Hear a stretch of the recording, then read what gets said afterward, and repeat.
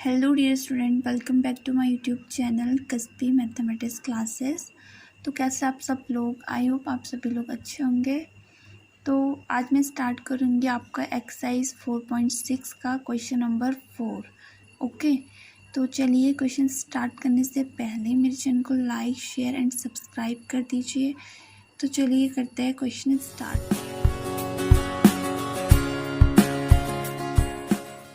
अब देखिए जो क्वेश्चन नंबर 4 है, तो इसमें हमारे पास दे रखी है 3 लीनियर इक्वेशन, जिनको हम पुट कर देंगे equation first, equation second and equation third. Okay, तो ये क्वेश्चन भी सेम इस क्वेश्चन नंबर 1, 2 और 3 की तरह ही है। वहाँ बस हमारे पास 2 लीनियर इक्वेशन थी और यहाँ हमारे पास है 3 लीनियर इक्वेशन। ओके, तो सबसे पहले क्या करना है, जो ये रैखिक समीकरण हैं तो इनको लिख देते हैं एक मैट्रिक्स की फॉर्म में। ठीक है, रैखिक समीकरणों को आयु रूप में लिखने पर तो ये हो जाएगा, x का कोफिशिएंट है फर्स्ट 1।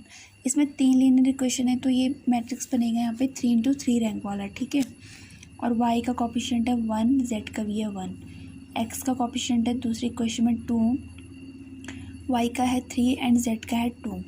फिर x का कोफिशिएंट है इस थर्ड वाली इक्वेशन में a, y का है a एंड z का है 2a। ठीक है, ये बन गया 3 × 3 रैंक वाला मैट्रिक्स। फिर इनटू आ जाएगा इसके साथ जो हमारे पास वेरिएबल, तो हमारे पास 3 वेरिएबल यूज़ हुए हैं x, y और z। फिर इक्वल टू, तो इक्वल टू के बाद क्या है, तीनों इक्वेशन का 1, 2, 4 ये वाला। ठीक है, तो ये हो गया, इतना तो हमने बना दिया है। अब इसको पुट करेंगे a, x equals to b आ जाएगा। ठीक है, ये a मैट्रिक्स है, ये x है और ये लास्ट वाला b है। तो हमको निकालने यहाँ से x की वैल्यू, तो a चले जाएगा b के साथ और ये हो जाएगा a इन्वर्स। तो अब हमको ज़रूरत है यहाँ पे a इन्वर्स की। तो जो हमारे पास यहाँ पे a मैट्रिक्स है, इसको लिख लेते हैं हम यहाँ पे। तो जो ये a मैट्रिक्स है इसका क्या करेंगे, हम निकालेंगे इसका इन्वर्स। ठीक है, तो इन्वर्स निकालने के लिए हमें ज़रूरत पड़ेगी इसके डिटर्मिनेंट ऑफ ए की। तो डिटर्मिनेंट ऑफ ए का मतलब क्या होता है, यहाँ पे जो मैट्रिक्स का साइन है वो कन्वर्ट हो जाएगा डिटर्मिनेंट में। तो हम यहाँ पे डायरेक्ट सॉल्व कर देते हैं। तो फर्स्ट रो के अकॉर्डिंग इसको सॉल्व करेंगे तो ये जाएगा 1 इंटू, अब 1 है फर्स्ट रो में and second column, sorry first row में एंड फर्स्ट कॉलम में, तो इसको छोड़ के बच रहा हमारे पास इतना। ठीक है, तो इसको मल्टीप्लाई करते हैं, 3 × 2a हो जाएगा 6a माइनस 2 × a 2a। फिर आएगा, इसका साइन क्या होता है, माइनस होता है, सॉल्व करते हैं -1 एंड इसकी मल्टीप्लाई करेंगे, यहीं पे कर देती हूँ। तो जो ये 1 है ये है फर्स्ट रो में एंड सेकंड कॉलम में, तो हमारे पास बच रहा है 2 × 2a हो जाएगा 4a and minus a × 2 minus 2a। Okay, फिर +1 है एंड 1 के बाद हम जो 1 है फर्स्ट रो में एंड थर्ड कॉलम में है, तो हमारे पास एलिमेंट बच रहे 2 × a 2a minus a × 3 3a। ठीक है, तो ये डिटर्मिनेंट ऑफ a कितना आ जाएगा यहाँ पे, अब इसको करेंगे सॉल्व। 6a माइनस 2a हो जाएगा 4a, फिर माइनस 4a माइनस 2a, ये भी 2a हो जाएगा और ये हो जाएगा 2a माइनस 3a, तो माइनस a आ जाएगा क्योंकि बाहर से तो प्लस है।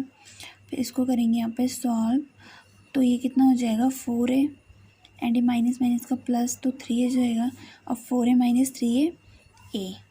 अब देखिए जो यहाँ पे डिटर्मिनेंट ऑफ a की value does not equals to 0 है, तो इट मीन्स यहाँ पे a इन्वर्स का क्या है, अस्तित्व है। हम a इन्वर्स फाइंड कर सकते हैं, तब जाके जो हमारे पास ये लीनियर इक्वेशन है हम पता कर सकते हैं कि क्या वो संगत है या असंगत। ठीक है, तो a इन्वर्स तो डिटर्मिनेंट ऑफ a तो हमने निकाल दिया यहाँ पे।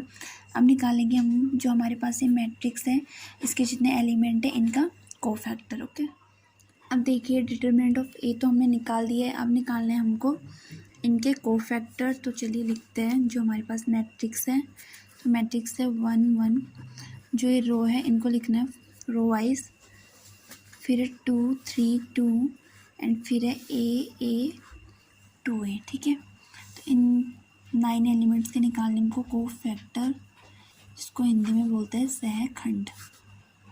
तो ये कर देते हैं dot dot, because same as है, बार बार लिखने की ज़रूरत नहीं है इसको। तो ये इक्वल टू हो जाएगा यहाँ पे सबसे पहले 1 का कोफैक्टर निकालेंगे।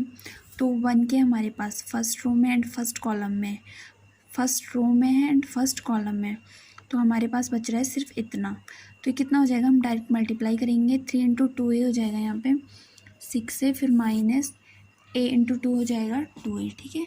6a माइनस 2a कितना हो जाएगा यहाँ पे 4a, ओके।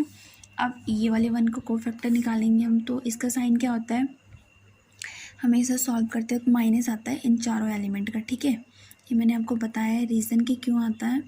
तो इसका कोफैक्टर क्या होगा यहाँ पे, ये है यहाँ पे फर्स्ट रो में एंड सेकंड कॉलम में।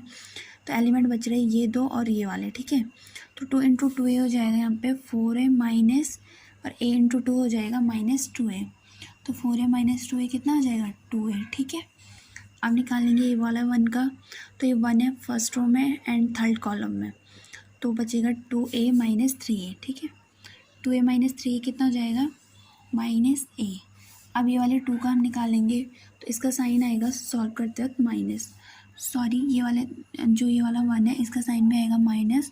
तो 4a माइनस 2a तो 2a होगा, लेकिन बाहर से माइनस है तो ये हो जाएगा माइनस 2a, ठीक है। अब इस वाले 2 का कोफैक्टर निकालेंगे, तो ये भी सॉल्व करते वक्त क्या आ जाएगा माइनस आ जाएगा। अब जो ये 2 है ये फर्स्ट रो में एंड सेकंड रो में है एंड फर्स्ट कॉलम में, तो बचेगा 1 इंटू 2a आ जाएगा 2a, फिर माइनस आएगा a इंटू 1 आएगा a। तो 2a माइनस a कितना हो जाएगा a, और बाहर से माइनस तो माइनस a, ठीक है। अब इस 3 का निकालते हैं। तो 3 है यहाँ पे सेकंड रो में है, सेकंड कॉलम में है, तो बचेगा 1 इंटू 2a फिर माइनस a इंटू 1a। तो ये हो जाएगा 2a minus a equals to आ जाएगा a।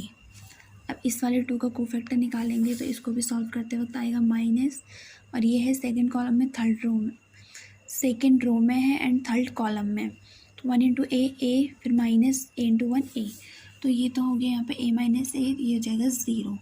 अब निकालेंगे इसका a का कोफैक्टर। तो a है यहाँ पे थर्ड रो में एंड फर्स्ट कॉलम में, तो बचेगा 1 इंटू 2 माइनस 3 इंटू 1 3, तो 2 माइनस 3 हो जाएगा, ये आ जाएगा यहाँ पे -1, ओके। अब ये वाले a का कोफैक्टर निकालेंगे। तो a है यहाँ पे थर्ड रो में एंड सेकंड कॉलम में, तो बचेगा 1 इंटू 2 फिर माइनस 2 इंटू 1 2। तो 2 माइनस 2 कितना हो जाएगा यहाँ पे 0, ठीक है। अब लास्ट एलिमेंट बचा हमारे पास 2a, तो इसका कोफैक्टर निकालेंगे। तो 2 है यहाँ पे थर्ड रो में एंड थर्ड कॉलम में, तो 1 इंटू 3 हो जाएगा 3, फिर माइनस 2 इंटू 1 2। तो यहाँ पे आ जाएगा 3 माइनस 2 आ जाएगा 1। अब कोफैक्टर तो आ चुके हैं। अब इन कोफैक्टर की हेल्प से बनेगा एक मैट्रिक्स C, जिसको नेम देते हैं हम C, ठीक है। और जितने भी ये कोफैक्टर हैं तो इनको लिखेंगे रो वाइज। तो 4a माइनस 2a, फिर है माइनस a है यहाँ पे, फिर है माइनस a, फिर है a 0, फिर है -1 0 1, -1 0 1। अब देखिए मैट्रिक्स तो बन चुका है। अब निकालना है हमको एडजॉइंट। तो एडजॉइंट ऑफ a क्या आ जाएगा C dash, it means transpose of C। जो C मैट्रिक्स है उसकी जो रो है वो कॉलम में कन्वर्ट हो जाएगी, ठीक है। तो 4 है फर्स्ट रो कन्वर्ट हो जाएगी फर्स्ट कॉलम में, फिर सेकंड रो कन्वर्ट हो जाएगी सेकंड कॉलम में, एंड थर्ड रो हो जाएगी कन्वर्ट थर्ड कॉलम में, ठीक है। तो एडजॉइंट ऑफ A तो आ गया। अब हमको निकालना है A इनवर्स। तो A इनवर्स का फॉर्मूला होता है adjoint of A upon determinant of A, और A इनवर्स तो यहाँ पे 1 अपॉन डिटर्मिनेंट ऑफ A कितना हो जाएगा, उसकी वैल्यू A, तो ये तो आ जाएगा 1 अपॉन A, फिर इंटू हो जाएगा जो एडजॉइंट ऑफ A हमारे पास ये आया है 4a minus A -1 -2a a 0 -a 0 1, ठीक है। तो ये तो आ चुका है यहाँ पे A इनवर्स। अब करना है हमको इसको सॉल्व, ठीक है। अब देखिए A इनवर्स तो हमने निकाल दिया है। अब निकालना है हमको, रखना है यहाँ पे फॉर्मूले में x, तो हमने निकालना है यहाँ पे x y और z की वैल्यू, ठीक है। तो A इनवर्स रखेंगे और B की करेंगे मल्टीप्लाई। तो करते हैं, ये हो जाएगा फॉर्मूला लिख देते पहले x equal to A inverse B, ठीक है। और x का मतलब है यहाँ पे x y z जो हमारे तीनों वेरिएबल है, फिर A इनवर्स है तो ये है वहाँ पे 1 अपॉन A, फिर है मैट्रिक्स और इंटू B, ठीक है। तो A इनवर्स क्या है हमारे पास 4a minus A -1, 4a minus A -1, फिर है -2a 0 -1 सॉरी -2a है, फिर a है और फिर 0 है, ठीक है। एंड फिर है लास्ट में -a 0 1 और b है हमारे पास 1 2 4 1 2 4। तो इन दोनों की करनी है हमको आपस में मल्टीप्लाई। अब करेंगे इन दोनों मैट्रिक्स की आपस में मल्टीप्लाई। तो ये तो ऐसे ही रखेंगे पहले x y z equals to 1/a। इन दोनों की मल्टीप्लाई करेंगे तो जो ये वाला मैट्रिक्स है ये है 3 इंटू 3 रैंक वाला, और ये जो दूसरा मैट्रिक्स है ये 3 इंटू 1 रैंक वाला। तो 3 3 इक्वल है, तो हमारे पास जो मैट्रिक्स बन के आएगा वो आएगा 3 इंटू 1 रैंक वाला। इट मीन जिसमें 3 रो हो और 1 कॉलम हो, ठीक है। तो मल्टीप्लाई करते हैं 1 से, ये हो जाएगी 4a इंटू 1 4a, फिर -a इंटू 2 -2a, और -1 इंटू 4 -4, फिर है -2a इंटू 1 तो -2a, a इंटू 2 तो +2a, 0 इंटू 4 तो 0, ठीक है। एंड -a की 1 के साथ करेंगे मल्टीप्लाई तो -a, 0 इंटू 2 तो 0, एंड 1 इंटू 4 तो 4। ये आ गया है यहाँ पे। अब क्या करना है, इसको करना है सॉल्व यहाँ पे x y z equals to 1/a, और ये हो जाएगा यहाँ पे 4a - 2a आ जाएगा यहाँ पे 2a - 4, और ये तो 0 हो जाएगा, और ये आ जाएगा यहाँ पे 4 - a।